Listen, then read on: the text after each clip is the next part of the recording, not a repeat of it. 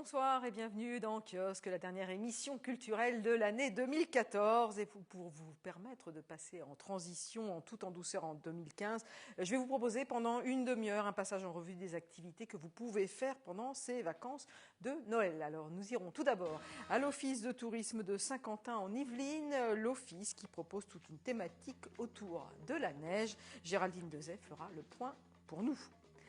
Le château de Breteuil ne prend pas de vacances, visite guidée, atelier et couture, séance de contes au programme. Irène Marfin, guide conférencière et conteuse, nous en parlera dans quelques instants. Vous aimez patiner? Bien, ça tombe bien, il y a 2 patinoires qui sont accessibles jusqu'au 4 janvier à Trappes et à Versailles et bien d'autres idées à découvrir dans ce kiosque spécial fin d'année.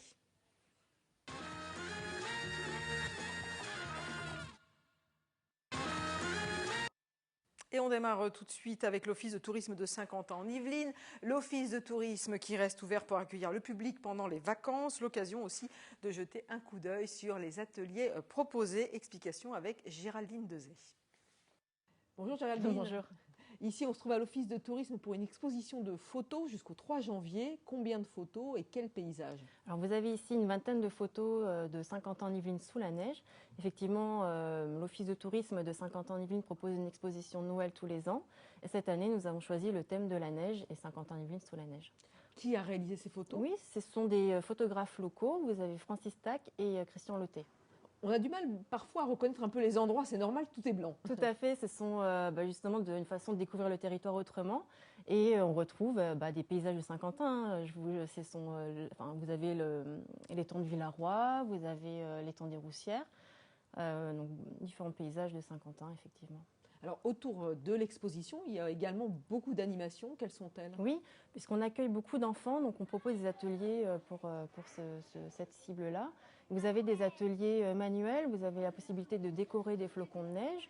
Vous avez aussi un atelier qui permet de découvrir les animaux de Saint-Quentin-en-Yvelines.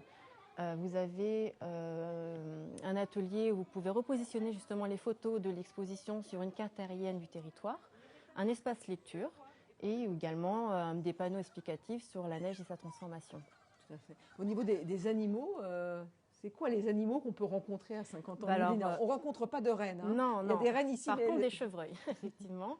Vous avez des écureuils, des renards, des canards colverts.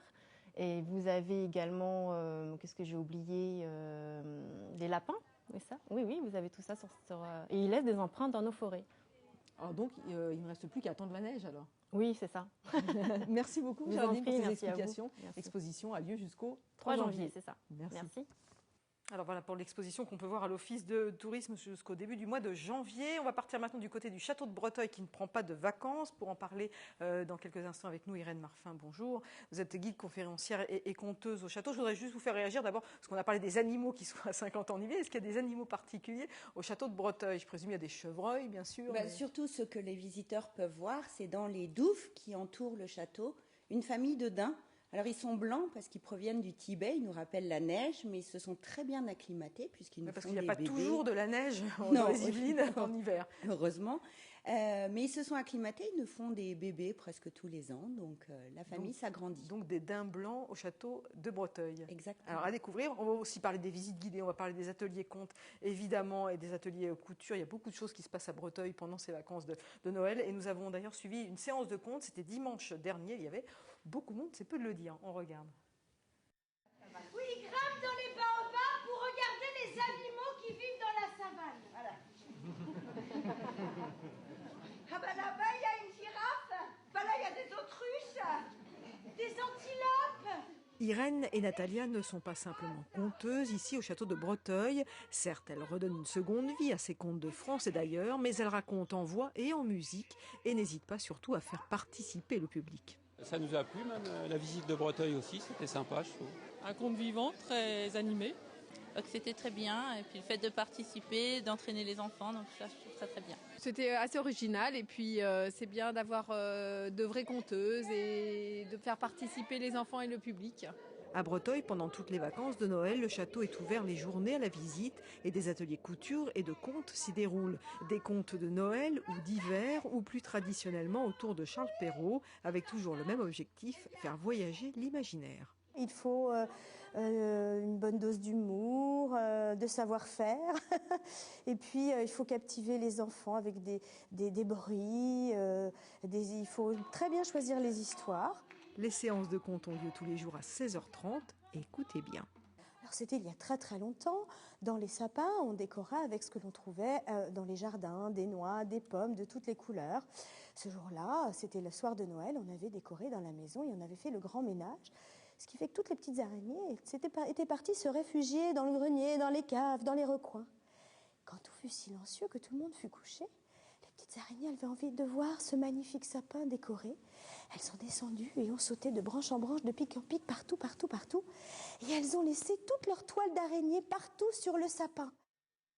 Les toiles d'araignée partout sur le sapin. Pour connaître la suite, il faut aller évidemment au château de Breteuil. Irène Marfin, donc rebonsoir. On l'a vu, vous êtes conteuse avec Natalia. Exactement. Et vous aimez beaucoup faire participer le public. On a vu là un jeune enfant qui devait mimer le regard dans la jungle. C'est important, ça? Oui, c'est très important parce que c'est vrai que les enfants, avec les nouveaux médias notamment, savent moins écouter, moins prendre du temps. Et le fait de les faire participer, c'est une façon de les intégrer, de leur permettre de s'identifier aux histoires. Et puis, c'est très vivant. Quel type de contes vous contez, vous racontez en tout cas pendant cette période de Noël? Alors au château de Breteuil, on garde toujours Charles Perrault, puisqu'effectivement on lui rend hommage et c'est une des bases de tous les contes aujourd'hui. Mais tous les jours, on ajoute une histoire de Noël, un conte traditionnel. Et il y a 2 séances, les 2 dimanches de Noël, qui sont particulières. Vous avez vu la séance de dimanche dernier. Dimanche prochain, ça sera justement sur l'hiver. On y revient, on attend tous la neige. Donc des contes d'hiver. On a vu qu'il y avait beaucoup de monde, beaucoup d'enfants, et les parents étaient aussi extrêmement captifs. Comment on arrive justement à accrocher le public? On a vu qu'il n'y avait pas simplement, il ne s'agissait pas simplement de raconter, il s'agissait aussi de faire de la musique, de faire participer. Une autre clé, c'est l'humour, effectivement. On peut, dans un conte, trouver plusieurs niveaux de lecture. On ne dit jamais rien qui puisse choquer un enfant, mais on essaye toujours de glisser des petites choses. C'est aussi une des grandes forces de Charles Perrault, de glisser des petites choses, des commentaires. La conteuse et narratrice, elle peut elle-même faire des commentaires sur sa propre histoire et faire sourire et rire les parents. Et ça, c'est très important dans notre époque actuelle. Et puis, vous avez vu la boîte à tonnerre, on a des instruments de musique qui permettent d'apporter une musicalité au conte. Alors justement, vous êtes venu avec des instruments de musique, alors présentez-nous certains de ces instruments. Alors à Noël, forcément les grelots, incontournables, vous avez les chimes de table, et puis la kalimba. Alors la kalimba, c'est un instrument extraordinaire. Ovale. Il permet de faire rêver, de faire revenir au calme, de pouvoir donner des moments de magie au conte. Ah oui, on dirait des petites gouttes d'eau. Des petites gouttes d'eau qui tombent. Je voudrais revenir sur les contes de Charles Perrault. Effectivement, il y a un lien entre Breteuil et Charles Perrault. Quel est ce lien? Alors, Charles Perrault, on le connaît surtout pour ses contes, mais quand il les écrit, il a déjà 69 ans. Il a eu de grandes fonctions à la cour du roi Louis XIV, à l'époque où Louis de Breteuil était, on va dire, ministre des Finances. Et lui travaillait pour lui, il a travaillé 10 ans aux finances. J'aime à dire qu'il comptait les pièces d'or avant de compter les histoires. Voilà, donc c'est en hommage à cette collaboration que le château de Breteuil aménage des scènes de contes et permet d'écouter ces magnifiques contes de Perrault. Alors, ce qui est impressionnant aussi chez Charles Perrault, vous l'avez dit, il les a écrits, il était déjà assez âgé. Et en plus, il en a écrit, j'ai envie de dire, que 11. Oui. Donc, il n'y a pas beaucoup de contes qui ont été écrits. Pourtant, il est extrêmement populaire. Parce que sur ces 11 contes, tous sont arrivés jusqu'à nous. On peut collecter 239 contes comme ont fait les frères Grimm, mais le tout, c'est qu'ils arrivent, qu'ils voyagent jusqu'à nous. Et les contes de Perrault, quand vous faites un sondage, vous demandez aux gens de citer un conte, 9 fois sur 10, ils vous citent un conte de Perrault. Et puis c'est une manne aussi pour Walt Disney, pour les auteurs plus contemporains, qui reprennent ces contes et qui les adaptent au goût du jour. Je reviens sur le choix des contes. Donc dimanche prochain, vous avez dit, il y aura des contes d'hiver. Comment vous faites le choix de ces contes? C'est des contes du monde entier? Ah oui, bien sûr. Et puis surtout pour nous, avec ma partenaire Natalia, on choisit des histoires, non pas des histoires de Père Noël qu'on trouve beaucoup déjà dans les albums d'enfants, mais on s'appuie sur des traditions, des valeurs de Noël et on fait voyager les gens. Et donc, on s'appuie sur des traditions. Dimanche dernier, on est parti en pays celte, on est parti en Afrique, ça peut surprendre, 30 degrés à Noël, en Russie, voilà. Et donc, du coup, on s'appuie sur les traditions, des valeurs, et ça permet de voyager, de voir que même si on fête partout Noël dans le monde, c'est pas toujours de la même façon. Et vous travaillez toutes les deux avec Natalia, vous êtes au sein de la compagnie Les Tire-Chevillettes. Comment on travaille ensemble pour raconter des contes ? Comment vous partagez à la fois la parole ? Est-ce que chacune a un rôle par rapport à l'autre ? Je crois qu'on est très complémentaires, donc on a pas mal de caractères, donc on échange. Nathalie écrit, l'écrivain aussi par ailleurs, donc ça aide. Et puis ça permet d'avoir un regard extérieur. Voilà, et du coup, on s'écoute beaucoup, il faut beaucoup de complicité dans un duo. Et maintenant un trio, parce que nous, on a même une musicienne qui peut faire de l'accordéon, du djembé, qui nous accompagne. Alors là, par contre, ça demande beaucoup plus de répétition. Alors pendant ces vacances de Noël, donc, il y a les contes, il n'y a pas que les contes aussi. À Breteuil, il y a également des ateliers couture et il y a des visites guidées. Exactement, visites guidées du château qui permettent de découvrir dans chaque pièce des décorations de Noël. Vous avez un immense sapin dans la grande galerie.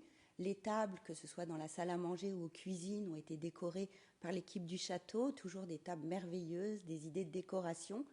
Et puis les ateliers de Sophie, tous les après-midi, permettent... C'est plus large que la couture. Ça permet de fabriquer des masques, de fabriquer des éléments de costume. Et chaque enfant repart avec sa petite création. Il y a aussi le salon de thé où les parents peuvent patienter, où on peut se réchauffer si le froid arrive. Et il est important de rappeler que Breteuil est toujours propriété de la famille de Breteuil et habité également par le comte de Breteuil. Le marquis, donc, oui, c'est toujours le marquis de Breteuil, le 10e marquis, le descendant de cette illustre famille qui gère le domaine, qui, dès qu'il le peut, accueille les visiteurs, est présent et très investi dans son château. Alors avant de nous quitter, Irène, est-ce que vous pourriez nous raconter une petite histoire ? Encore une petite oui. Alors, il faut faire court. Donc, Natalia vous a raconté le début de l'histoire des boules de Noël. Oui. Si on se base sur les traditions, une des traditions à Noël aussi, c'est le chocolat. Forcément, on va tous se régaler à Noël, au réveillon. Alors, ces petites crottes au chocolat ont un historique. Le pays du chocolat, c'est la Suisse. Alors, si on part en Suisse, je vais vous présenter le plus grand chocolatier du monde, Léon. Maître Léon fabrique chaque année des friandises en chocolat. Alors, une année, il avait fabriqué des guirlandes, une autre, un traîneau de Père Noël. Et puis, une année, il fabrique un sapin de Noël en chocolat. Il est tellement grand, il a été très inspiré qu'il ne tient pas dans sa boutique. Alors il le met dehors, dans son jardin, comme ça tout le monde peut venir l'admirer. Il met une pancarte, interdiction de manger le sapin au chocolat. Tout le monde vient, le sapin est là. Et le soir de Noël, la nuit, lorsque le Père Noël fait sa tournée, il laisse son renne le temps de déposer les cadeaux. Alors le petit renne sent la bonne odeur des chocolats, il s'approche du sapin, il ne peut pas résister. Et hop, un petit coup de langue, cric, crac, croc, une branche, cric, crac, croc, une boule, cric, crac, croc, l'étoile. Il est tellement gourmand qu'il mange tout le sapin. Il a un gros ventre, il se met à faire des petits proutes. Et puis, à la place du sapin, il laisse un petit cadeau tout chaud, des petites crottes de renne. Imaginez la surprise de Maître Léon, le lendemain matin, plus de sapin. Il est vert de rage, rouge de colère. Mais quand il voit les petites crottes, ça lui donne une idée. Et ce serait comme ça qu'il aurait fabriqué les fameuses crottes en chocolat qu'on mange à Noël. Voilà pour la belle histoire. Merci beaucoup Irène d'être venue sur le plateau de Kiosque. Avec grand plaisir. Bonne fête de fin d'année à vous. Il n'y a pas de autre question, il n'y a pas de patinoire à Breteuil. Non, il n'y a pas de patinoire. On attend peut-être la neige. On annonce un peu plus de froid. C'est très joli sous la neige aussi. Oui, tout à fait. En tout cas, on va maintenant parler de patinoire puisque deux sont installés sur notre secteur pendant ces vacances. Direction d'abord Versailles pour découvrir une patinoire écologique de 300 mètres carrés. Florane Parfait et le Dimoine. Pour le premier week-end des vacances de Noël, ils sont nombreux, patineurs expérimentés ou débutants, à s'élancer sur les 300 mètres carrés de la patinoire de Versailles, parfois annonçant mal, mais c'est pour leur plus grand bonheur qu'ils testent cette patinoire sans glace. Ce sont des plaques en polyéphide, donc on n'a pas besoin d'utiliser ni d'eau, ni d'électricité, ni de glycol. Donc on a une grosse économie d'énergie et les plaques sont réutilisables un nombre de fois très importante, ce qui fait que sur le plan écologique par rapport à une patinoire classique, on a beaucoup moins d'énergie et de CO2 utilisé. Les patins sont les mêmes que ceux utilisés pour le hockey, mais à part ça, rien ne change. Les rires, les pleurs, les petites ou grosses frayeurs, les parents aux aguets, même les crêpes après l'effort sont là. Verdict au bout d'une heure de glissade. Je trouve qu'elle est très sympa. Oui, pourquoi Parce que si on n'est pas des professionnels, il n'y a pas besoin d'avoir une vraie patinoire, mais c'est sympa quand même de pouvoir patiner un peu. On débute avec les enfants, alors pour nous ça change pas grand chose. Donc, mais si on nous dit que c'est écologique, on est pour, on vient. Ça fait pas tout à fait la même sensation qu'une patinoire normale. Ceci étant, ça permet de rentrer en contact avec ce qu'on appelle communément la glisse. Je garde mon petit-fils Thomas et c'est l'occasion de lui faire faire un peu de sport et de commencer à l'initier un petit peu au sport de glisse, parce qu'on a l'intention de l'emmener au sport d'hiver dans pas longtemps. Les températures douces pour la saison hivernale ne feront pas fondre cette patinoire synthétique ouverte jusqu'au 4 janvier. Et en cas de chute, pas de risque de se mouiller. Voilà, et puis une patinoire également installée devant la mairie de Trappes, et ce jusqu'au 4 janvier. La patinoire est ouverte de 14h à 18h. La séance d'une heure revient à 1 €. Alors, patins, chaussées, gants, enfilés. C'est parti pour la glisse, pour ceux, bien sûr, qui parviennent à rester debout, mais pas de quoi refroidir les envies. J'ai bien patiné, je me suis bien amusée. Il y en a quelques-uns qui sont tombés, mais c'était trop bien. C'est une bonne initiative, ils l'ont fait il y a pas mal de temps en arrière, 2 ans je crois, quelque chose comme ça.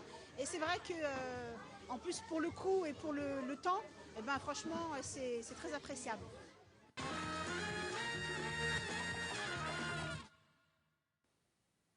Carole Carpier, Guyon-Courtoise expose pour la première fois la médiathèque Saint-Exupéry de Voisins-le-Bretonneux, et ce jusqu'au 3 janvier, rencontre.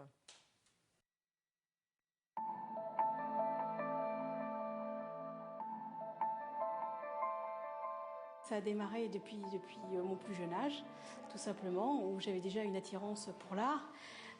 Mais la révélation s'est faite, on va dire, il y a quelques années, où là j'ai décidé, presque un 1er janvier, comme une nouvelle résolution, j'ai décidé d'acheter de la peinture, des pinceaux et des toiles. Carole Carpier a débuté par le dessin, mais c'est vers l'art abstrait que l'artiste s'est orientée il y a 8 ans. Beaucoup de choses ont été faites en figuratif, alors que je trouve que l'abstrait permet d'avoir, je dirais, un spectre beaucoup plus large.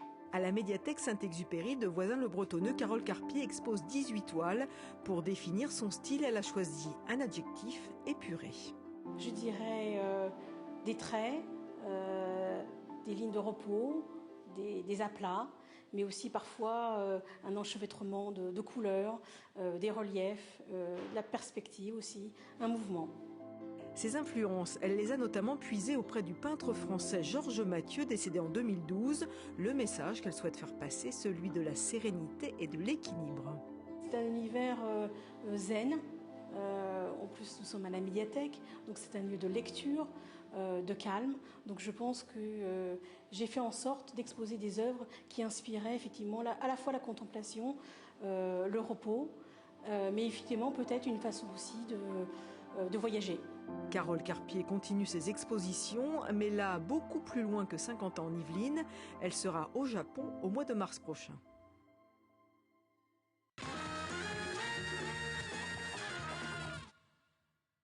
Et on poursuit avec la chronique cinéphile, et comme tous les mercredis, les avis de spectateurs éclairés, au micro d'Élodie Moine. Oh, c'est super, hein. Moi, j'adore les animaux, et puis les vues, c'est magnifique. C'était très bien, très rigolo. On s'est régalé. Mon avis personnel, je vais trouver ça vraiment excellent comme film. Il y a des moments sympas, d'autres moments qui sont vraiment lassants. C'est long et l'histoire est très compliquée à comprendre. Moi j'avais vu le premier, donc j'ai trouvé beaucoup mieux, parce que l'histoire elle est complètement différente, et on retrouve aussi des passages du premier qui sont assez drôles. Excellent, c'était très émouvant, très fort, des acteurs incroyables. C'était intense, c'était passionnel parce que c'était l'histoire d'un musicien et de jazz, et voilà, j'ai pas l'occasion d'écouter souvent du jazz et c'était l'occasion. J'ai bien aimé, c'était pas mal. J'ai été un peu déçue. Oui. Je ne saurais pas l'expliquer, mais je m'attendais à mieux en fait. Il y a tout, on s'attend à des choses, on les voit toutes, donc c'est bien. Il n'y a pas de manquement et de mauvaises surprises. J'ai bien aimé que Dieu soit représenté par un enfant en fait. Dieu n'était pas caricatural, donc j'ai bien aimé pour ça. Bah, c'est un très bon film, c'est un bon péplum, quoi. C'est une belle histoire.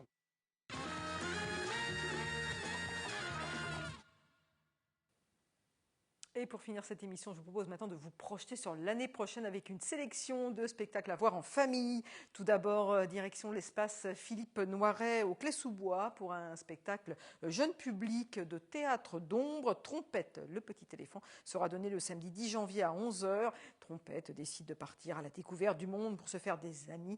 En chemin, il rencontre Victorine la tortue, Léna l'hirondelle. On regarde un extrait. En voulant monter sur une petite pierre, je me suis retrouvé les quatre fers en l'air. Je suis pas bien maligne, je m'appelle Victorine, me voilà sur derrière, vont me tirer d'affaire. Tu veux être mon ami? Ah oui, soyons amis, tu m'as sauvé la vie. Et en gage d'amitié, je vais te présenter tous mes amis.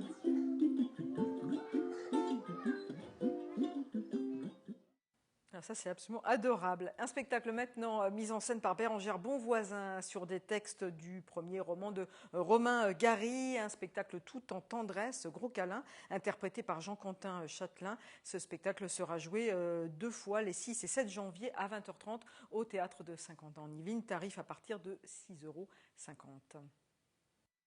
Lorsqu'un python s'enroule autour de vous et vous serre bien fort la taille, les épaules et appuie sa tête contre votre cou, vous n'avez qu'à fermer les yeux pour vous sentir tendrement aimé. Il ne s'agit pas seulement de tirer votre épingle du jeu, mais de bouleverser tous les rapports du jeu avec des épingles.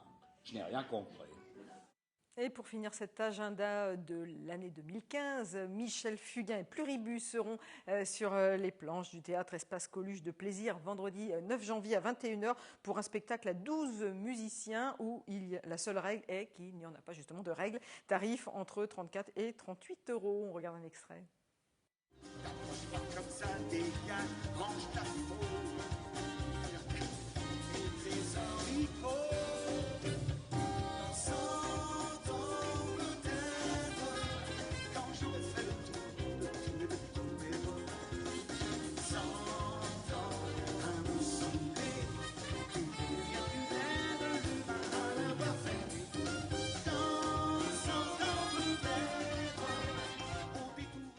Voilà la joie de vivre de Michel Fugain. Ce sera le 9 janvier au Théâtre Espace Coluche de Plaisir. Kiosque, c'est terminé pour cette année. Rendez-vous en direct mercredi 7 janvier. Je recevrai Jacques Dor, pianiste, pour la présentation d'une intégrale des pièces de Chopin. Je vous souhaite évidemment d'excellentes fêtes de fin d'année, qu'elles soient animées, joyeuses et bien sûr culturelles. À très vite.